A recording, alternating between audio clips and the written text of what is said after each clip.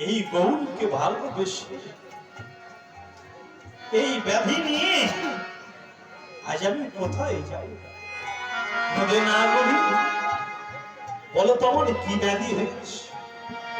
এই গৌরকে ভালোবাসে না কি ব্যাধি হয়েছে জানো?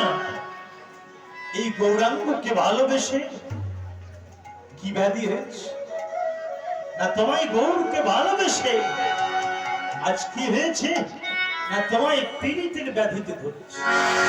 তোমায় পীড়িত করেছে, পীড়িত করেছে, পীড়িত করেছে